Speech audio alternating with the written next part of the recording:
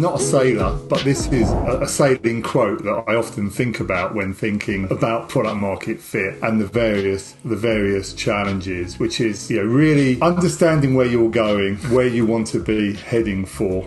And running a startup is very much like sailing, because you're going to be tacking left and tacking right, and you are not going to be entirely sure that you're on the optimal route to your destination, which is okay. So you want to make sure you do catch the wind, but ultimately you do want to know for where you're headed. So that's really the metaphor that I was thinking about for today's talk. So there's a lot of information out there. There's a lot of great stuff out there. You can go online, you can read the textbooks, you can take a course.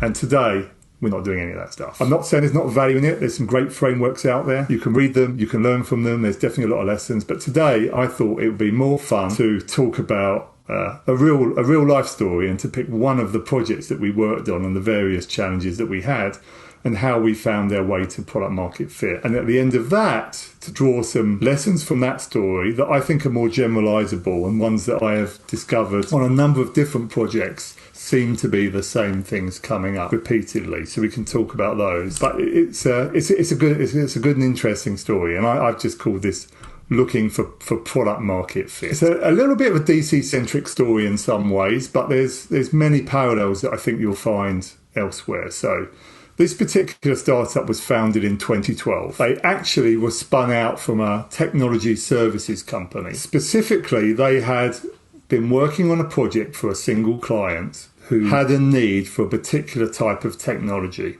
And the more they got involved in working on this technology for this particular client, the more they had a feeling that this was something that would be likely experienced by other organisations, and would be something which, from a kind of, if you know the services business, you're basically working for a single company, and they thought there could be an opportunity for one-to-many products. So, we can take this project and turn it into a product, and we think there'll be quite a lot of need for this out there in the market. And they did do some asking around, and they had a pretty good sense of it. And there was a very large client who had this need, and they learnt a lot in that initial piece. So they spun this out into a new company and got some initial investment for the idea, which was validated enough that they got some outside investment. They brought a CEO into the company, very strong CEO with a background in the tech world, so he understood the space. Very strong sales capability, understood marketing, and they had a very, very good team. This was not two 22-year-olds out of college trying to figure it out. This was an experienced team of operators who knew what they were doing. They'd come in to work on this. So I got introduced to them around just over 2 years after they had started. The core technology had been built. They had this really strong sales-led organisation. They had no paying customers. They had a lot of leads, I would say, but no paying customers. If we're honest and sitting back now, it's easier to say this. At that time, there really was no clear path route to revenue for the company. And the expectation was, from when they'd spun this out, that they would be much, much further along than where they were. The situation was one of frustration. You've got a big team, they're building product, they're doing marketing, they're doing sales. That frustration was not just at the leadership level, it was in the team, whether it was in engineering or sales or elsewhere. People were frustrated that this thing wasn't catching fire the way they thought it should be catching fire. Of course, the investors were also frustrated because, this was probably seen as a relatively low risk thing, because they'd already kind of validated. They thought that there was a need for the product. It was a spin out. It wasn't some new thing. You had an experienced team of operators. And if I was to kind of summarize where they were at as a company, I would go into a lot of meetings and they would come back to me and say, based on what we're hearing from potential customers, I now think if we just add this one additional new feature, I think we can get a sale. So I'd hear that once and say, okay, let's build that new feature and let's get the sale. And then we'd build that feature and they'd go out and show it. And then again, they would say, there's another new feature that they're now asking for. And it was this continuous loop of building more and more and more product. It was already a pretty big product. This was not a narrowly defined product. This was a big product that was going to sell for large amounts of money to big organizations. And yet, no matter what they built, it wasn't happening. But at the same time, in sitting in and listening to lots of these conversations with customers, or rather potential customers, none of them were paying, potential customers or people running proof of concepts, there was one recurring piece of what they'd built. If you listen really carefully, which when you talked about that one piece, you would see people's eyes open and you'd see a little spark. And if you listen really carefully, they would often say, and often it may not even be the person who's leading the call, but one of the other people who was on the call say, that is really cool. That bit there, that's awesome. And then we would gloss over that because that was some tiny little piece of this much bigger vision that was going to transform these organisations. But I heard it enough and others began to hear it enough and I amplified it that I think there's a golden, I use this metaphor of, panning for gold in this situation. Likely there is something in there. Likely that there may just be gravel. But often there is gold. It just gets lost in the gravel. We discovered what came to be a golden nugget in the pan when we were doing this.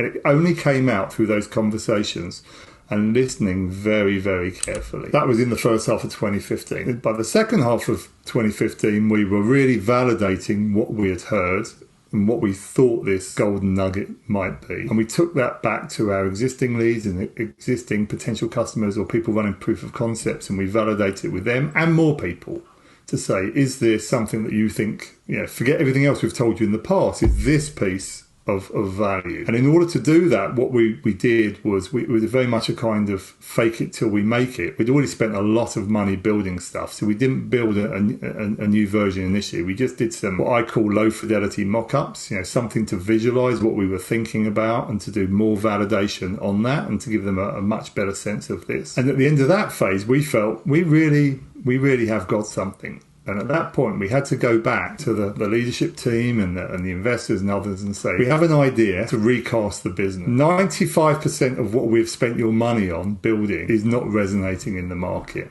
But 5% of it, we think, may just be a little gold nugget based on the validation that we're hearing. Do you trust us to call it a pivot is an understatement. To really place a big bet on this, the future of the company on this piece, and essentially extract that 5% out and recast it in an entirely new way. We got the support of the group. As I said, investors tend to understand sunk costs. They know what's gone is gone. And so we spent the next 4 months developing this MVP, this minimum viable product. We did that, and it was decided that actually we should spin this out as an entirely new company, not just a new product. Had a new name, a new brand, a very different message. Rather than it being a big platform to solve lots of problems, we purpose this as a simple, single-purpose product. Some might argue and say it's not, and many did. This is not a product, Andy or team. This is a feature. Valuable enough that probably you could build a company around it and then you could build on that feature and begin to layer up rather than going to market with something big. So we put this product out there, and unlike the original strategy, which was enterprise sales selling the product to big customers, we put this out there on the internet, did some marketing around it, and within 2 weeks we'd secured our first customer. Now our hypothesis was that we're going to start with selling this product to small companies, probably startups, and then as we mature, maybe we can sell to medium-sized companies, and eventually maybe we can go for these big enterprises. What we hadn't anticipated was all of the first customers who signed up for the product were very large enterprises. But it wasn't the CIO or CTO or senior management, it was the actual users, the actual engineers in this case, that were looking for a tool to solve a very specific problem. They were doing their homework, going out there looking for what could solve it, and they would find this product. And many more followed and continue to follow over the years. I describe this as pull, not push. We had spent 2 years pushing, something had changed, and suddenly we were pulling them in. It was inbound, not outbound. Over the period 2015 to 2019, several hundred customers joined them. And many, many thousands of users ended up using the product, and we ended up growing it.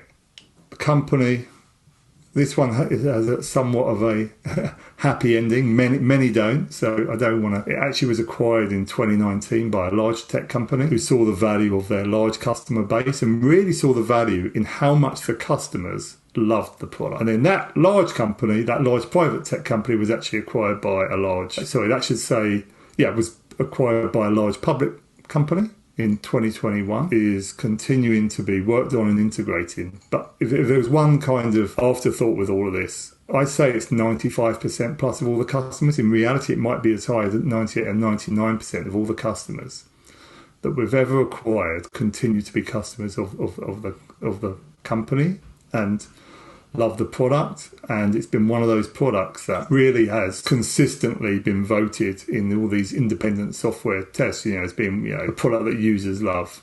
And yes, a very interesting story and somewhat of a happy ending in this particular case. What are the lessons that I took away from this and I see as being more generalizable elsewhere? So the first one is this concept of incrementing versus iterating. People think often this is the same thing. It's not. It's very, very different.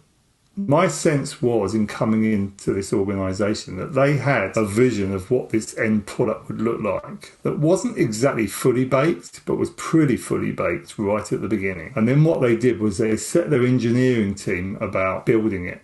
And they continued to build it pretty much until it was done. And then they took it out to the market. At that point, they realised that it still wasn't the Mona Lisa, and it actually needed more and more and more work. We can contrast that to the idea of iterating, which is something quite different, which is much more vague, which in some ways investors don't want you to go to them with a vague idea. They want you to go and feel confident and say, I'm painting the Mona Lisa. This is what it is.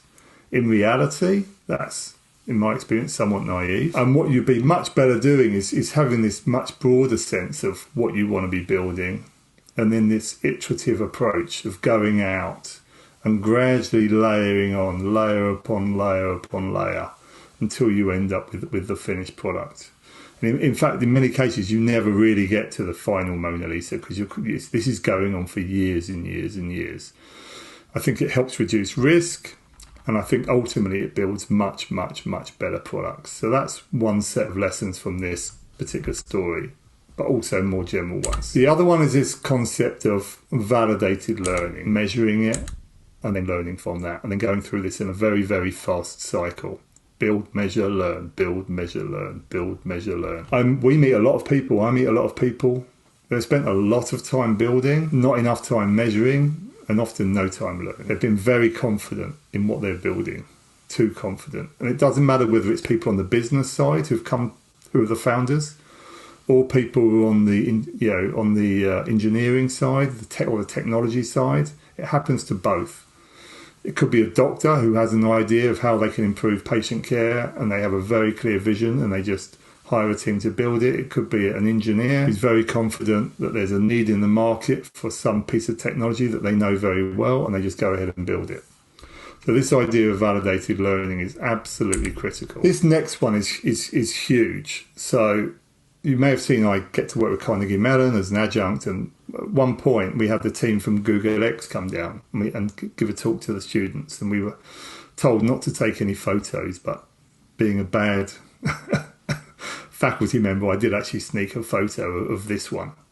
So I don't know if you recognise him. This is actually Larry, and the team had been in the lab working on a new product idea in the morning, and they wanted to show it to him in the afternoon. So rather than going with a PowerPoint or some kind of written document, they wanted to create an actual prototype so that Larry could understand. And they got this little projector that they hacked together, and a coat hanger that they put around his neck, and this little thing that they made out of a coat hanger up here with a piece of opaque plastic, and this little netbook which projected something onto this so that he could have this concept of information coming into his vision.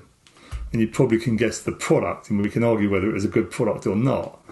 But Larry got the concept immediately in a way that trying to explain it in words never would have happened. And again, in my experience, putting products in front of customers or concepts or wireframes earlier and getting the feedback is absolutely essential. So yeah, we can argue whether it's a great product or not, but that idea of giving users something to look at. I see a lot of focus on features.